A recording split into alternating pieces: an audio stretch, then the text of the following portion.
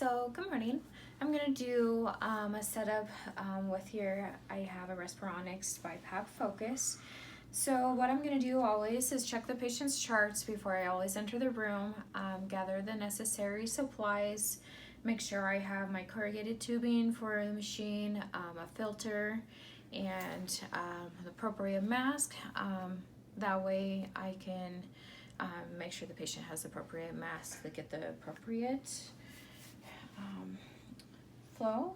So the next thing that I need to do is always check the patient's ID band, get their date of birth, make sure I have the appropriate patient, and then go ahead and decide, figure out if they need to be in the CPAP mode or into the BiPAP mode. Okay, so then I need to check the vital signs always before I apply this machine to them.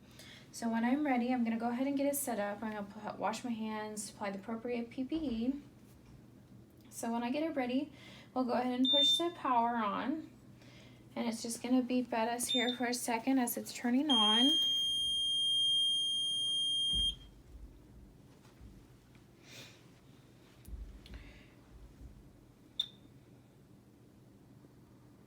All right, so here we have the main face of the machine here.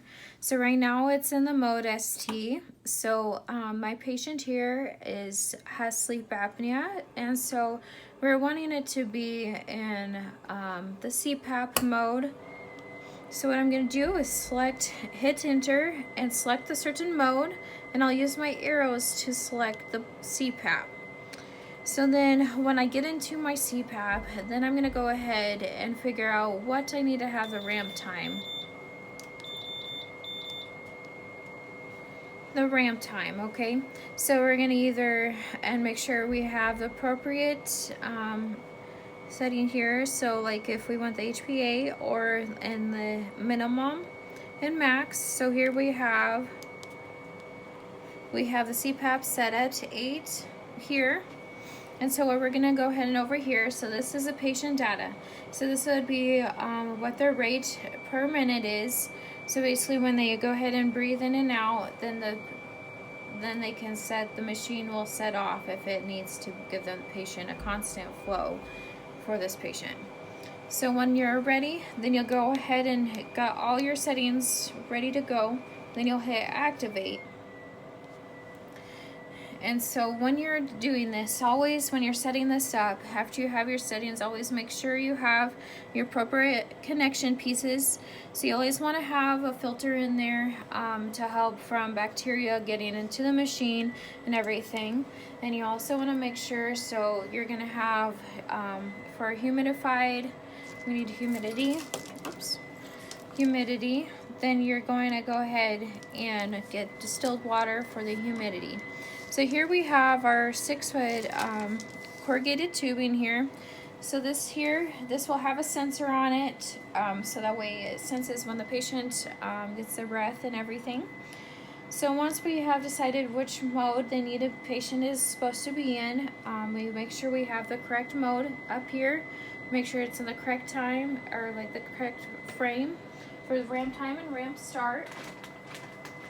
And so when we are setting this up, so we always, before we place the mask on a patient, we always need to make sure this is the appropriate size of mask for the patient.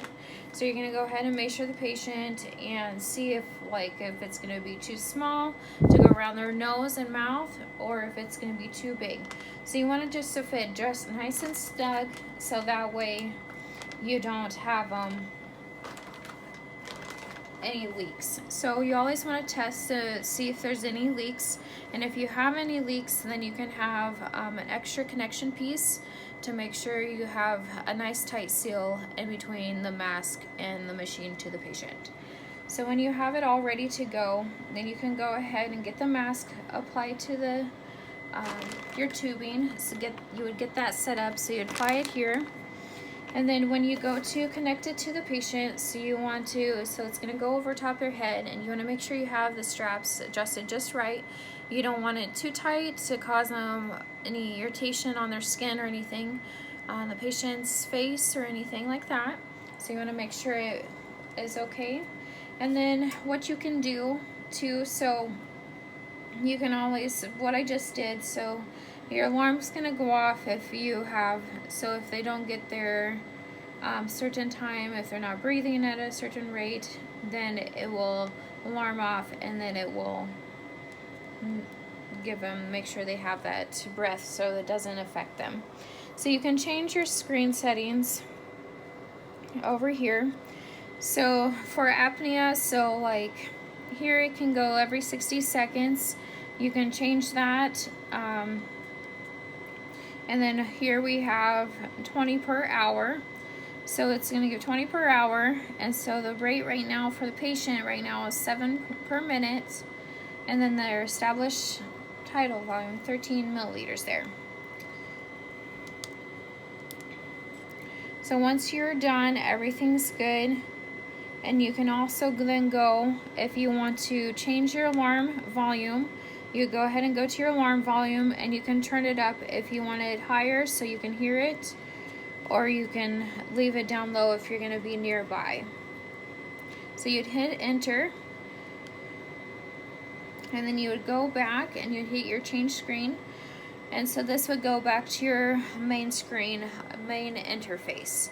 So once you have it set up on the patient, everything looks good, everything is set to where it needs to be, then you can go ahead and recheck the patient.